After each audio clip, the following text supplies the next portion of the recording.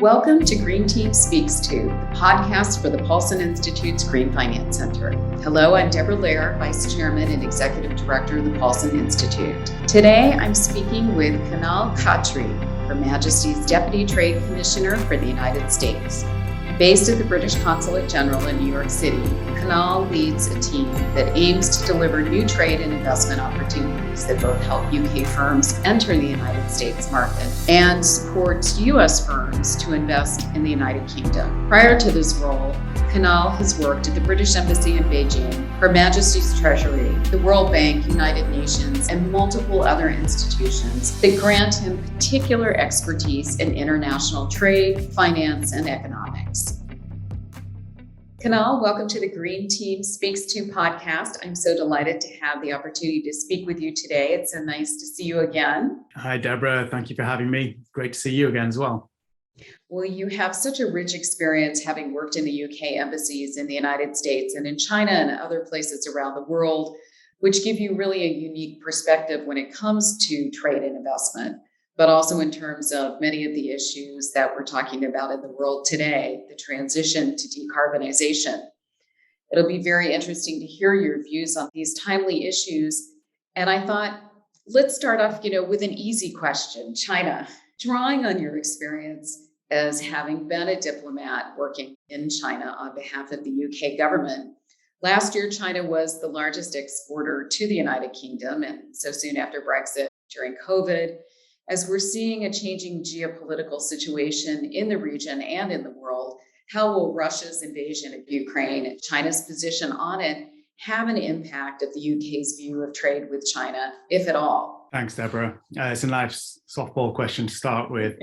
I think the thing to say up front first is obviously our empathy and our concern is with Ukrainian people, the Ukrainian government, and condemning the absolute strongest terms the acts taken by Russia, by Putin, by the Russian government to invade, totally unjustified invasion of Ukraine. You can see there from the response that the UK has taken, the US and other European allies and partners, just how unified that response is to the Russian invasion, unprecedented sanctions of people, of individuals. So in the UK, we've never seen anything on this scale. We've sanctioned over 1,000 individuals now, also sanctioned around 500 billion of assets under management, under Russian financial institutions, as well as the central bank. And all of that has had a really devastating and crippling effect on the Russian economy. But there is more to do. And the Prime Minister has said so as of today, there is more to do, not least we see with the Russian withdrawal from some of these cities, just how horrific some of their actions have been, to the point of the Prime Minister saying that actually these may look like genocide and we are leading the way to force through war crime trials as well. I think that bigger question is, this is obviously a profound moment geopolitically, a profound moment for Europe, our relationship with Europe, our relationship with Russia, and then beyond that as well. China was one of the very few countries not to condemn the Russian actions in the UN General Assembly. That was a very otherwise strong vote to condemn Russian actions. How that plays out and how the Chinese government, what they will do next, that is for the Chinese government to decide. But it's very clear where we have been in terms of this is very, very clear demarcation of an utterly unjustified action by the Russian government. How the politics will unfold is very much dependent on what the Chinese government does next. We've seen the US government have been very clear and candid in terms of setting those, markers with the Chinese government in terms of what they may or may not do in support or not of Russia. I think if you take a step back and just look at the macroeconomic impact and the trade and investment impact, number one, first and foremost, is clearly the energy markets impacts in Europe and the UK. For the UK, we have already said we are going to end any reliance and import on Russian oil by the end of the year.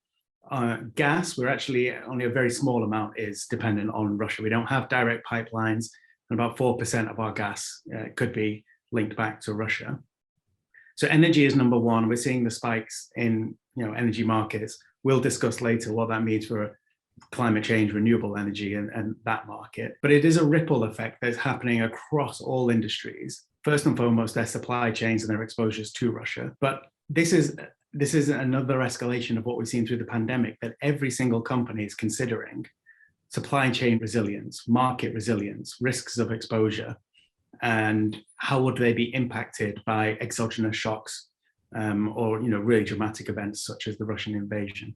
So I think what we are seeing, and what I see when I speak to businesses, is there's a real acceleration in how they think strategically about global footprint, global exposures, risk and reward of doing that. And I think this makes it even more acute as well. Well, really insightful response there. And since you mentioned the United States, let's talk about that. Obviously, the United States and the United Kingdom have long had a special relationship, but sometimes, as we have with friends, the trading relationship can be tense. We see that even with our biggest neighbor and longest ally, Canada. And so, how do you see with Brexit the changing relationship between the United States and the UK when it comes to trade and investment? Good question. And I have to say the short answer is the trading and investment relationship is extremely strong and extremely positive. And for example, let's look on the policy front. There's actually been a huge amount of progress recently. We had last year an agreement around the Airbus-Boeing dispute. We had an agreement, I think as of 2 weeks ago, around Section 232 and the lifting of tariffs, aluminium and steel, both incredibly positive. And over the last year, actually, we've had the removal of trade barriers when it comes to British lamb and beef into the market. So we can actually see there have been very positive, significant steps on the trade relationship and the policy front.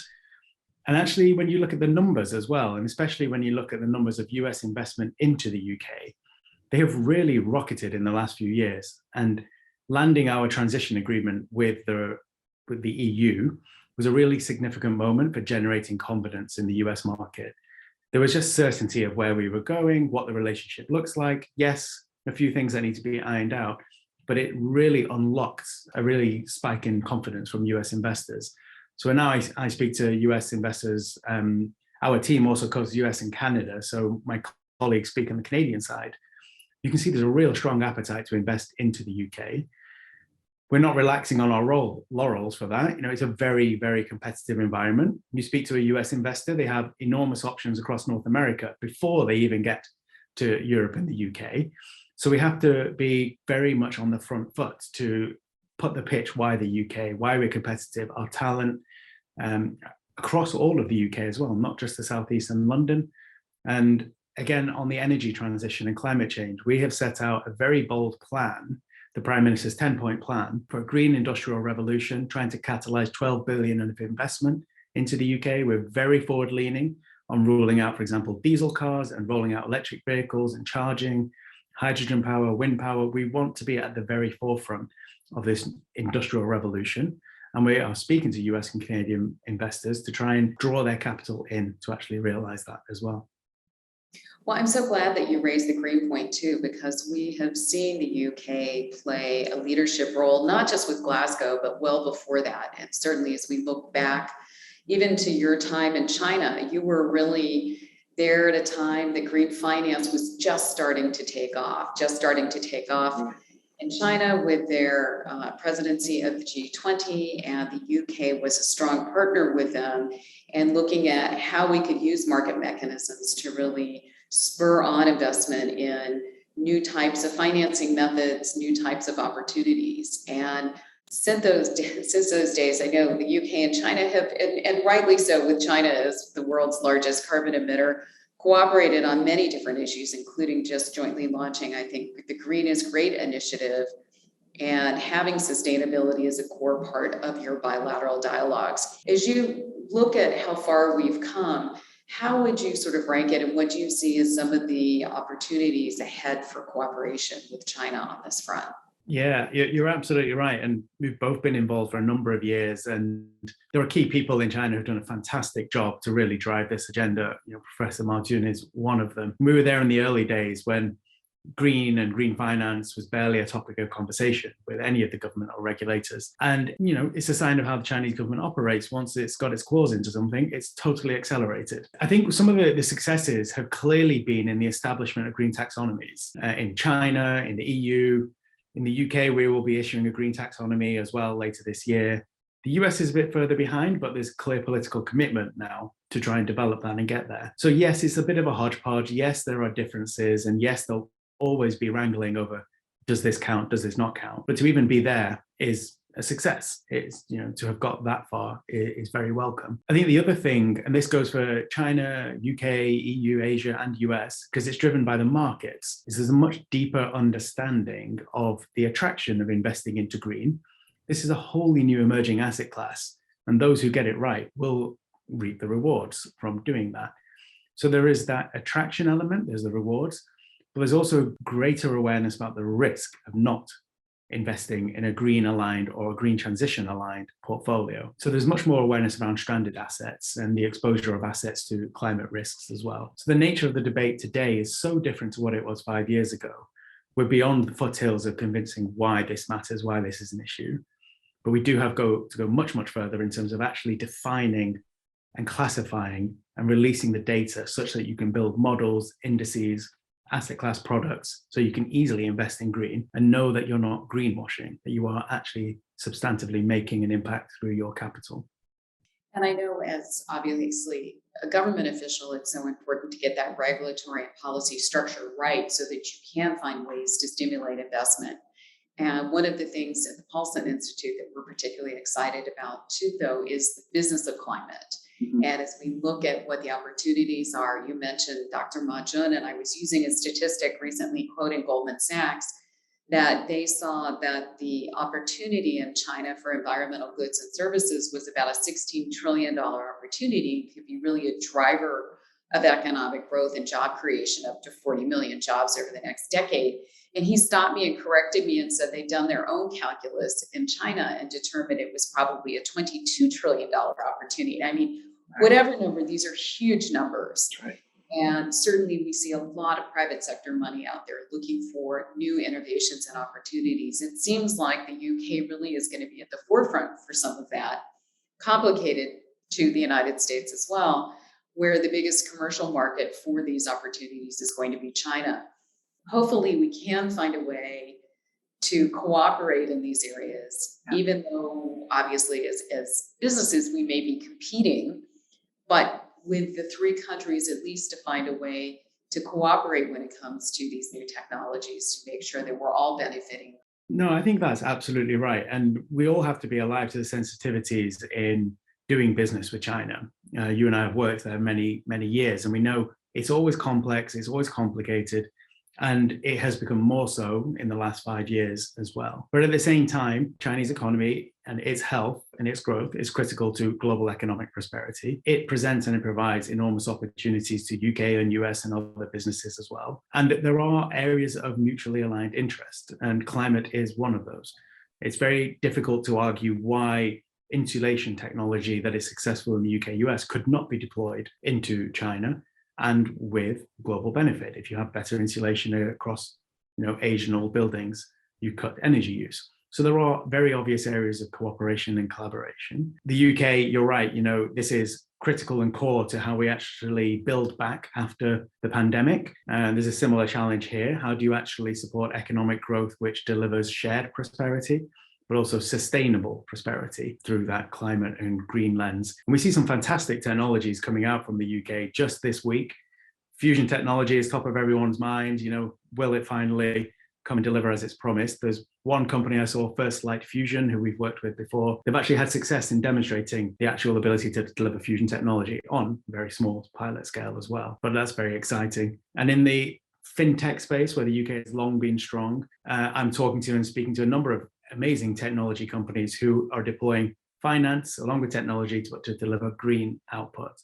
One of those companies is called Minimum, and they are really hitting on a big problem, which is so much of green focus has been on public markets, understandably, but you come to the US, you just forget how much of this market is in the private space, just how enormous the private markets are here, and how little they have been drawn into this debate to actually come up the educational curve, what it means to actually disclose green, what it means to adjust your product and to adjust your way of operating. So this company, Minimum, is a sort of turnkey solution. Put in the numbers, like an accounting ledger, you can see your carbon footprint. There are many other firms doing this as well, but that's absolutely critical to getting the entire economy onto a greener path. Well, as you were saying earlier, it really is a new industrial revolution, but just with providing green solutions. It's just fascinating. And I think one of the interesting things about fintech, certainly we've seen this in China, is it's not only the new technology, but it's a new means of delivering green opportunity to people who may not have been part of the system before.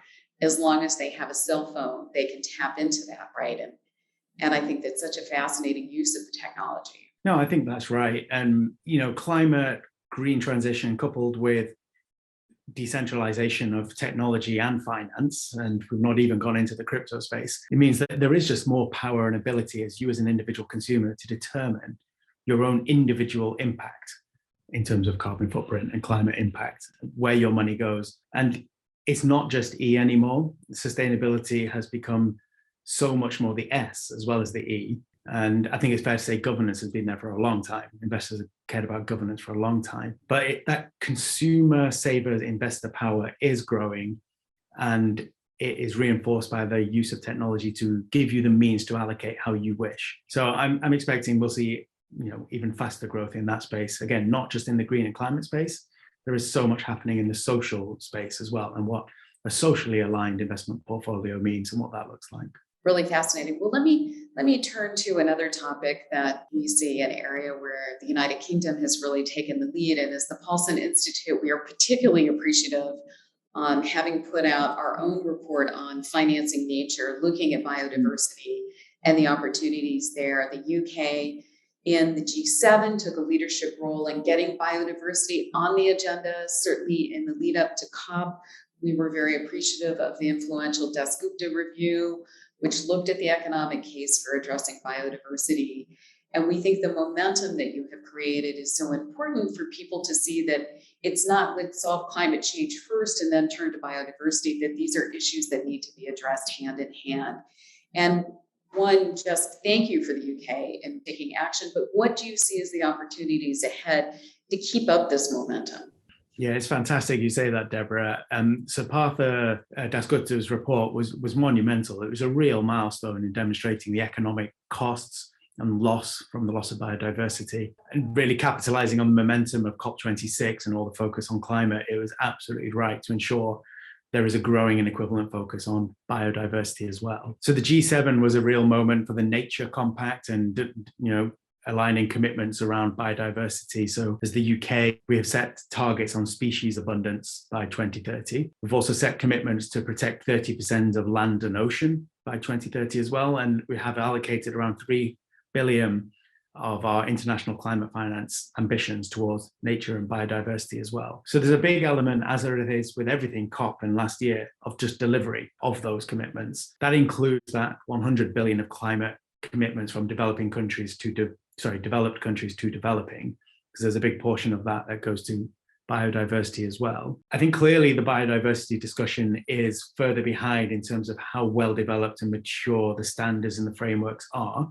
compared to the climate and green side. But what I think is really promising is the work being led through the Task Force for Nature-Related Financial Disclosures, so TNFD, mirroring the history of TCFD. And I gather this year they released a beta framework in terms of what those disclosures would look like. So I think that's really positive that that's going on that journey. And again, it's just a reflection that investors, banks, accountants, individuals, we all want to know, but we all want to have the reliable data and information that says what I am doing is delivering what it says on the tin. So it's a really important journey that we need to go on the nature-based side as well. Well, we're strong supporters of these efforts of biodiversity disclosure as well. And again, how do we struggle with how do you turn bees and bats and other pollinators into sort of financial assets? And so it's incredibly important, this thought leadership that is coming out of the UK at this point and helping find solutions to this. So just to close, this has been such a fascinating discussion, Kunal. Really appreciate you taking the time. I'd just like to ask a personal question.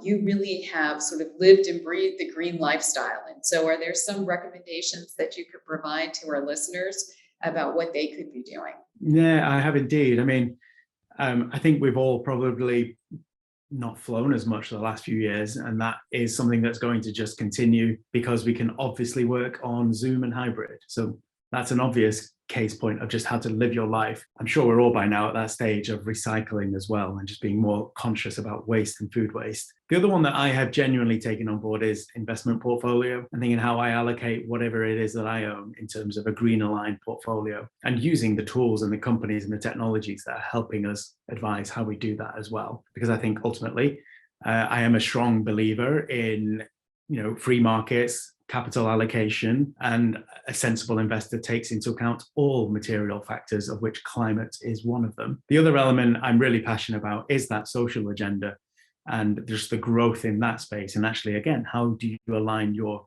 capital allocation with what might be called just companies? And this week was at an event held by Just Capital at NASDAQ, and they have been an absolute force in this space to try and set the standards, rank companies by their commitments to social and D&I commitments, and equally demonstrating that there is a return to investment if you get this right, and a return to growth for a company if they take it seriously as well. So trying to be more conscious in my behaviors, more conscious in also the allocation of minimal capital that I do have. Well, Kunal, that's really impressive. I mean, most people think about how we can encourage some of the sort of portfolio investors in behaving that way. But as individuals, certainly we can use the power of our own money to bring about change. Thank you so much for spending your time with us, sharing your thoughts and insights. We're very appreciative of the work that you're doing to better relations between the United States and the United Kingdom. It's so important at this time as we see this sort of shifts in geopolitics. And so business has always been one of the ties that has bound our two countries together. And we're glad that you've been able to help further strengthen that. Thank you. Thank you, Deborah. I really appreciate it. And likewise, thank you to yourself, the Paulson Institute. You're doing fantastic work across US, China, global macroeconomics and climate. So I'm always very happy to support you in that task. Thank you for joining us on Green Team Speaks To. To listen to more episodes and learn more about the Paulson Institute's work in green finance, please visit us at paulsoninstitute.org. See you next time.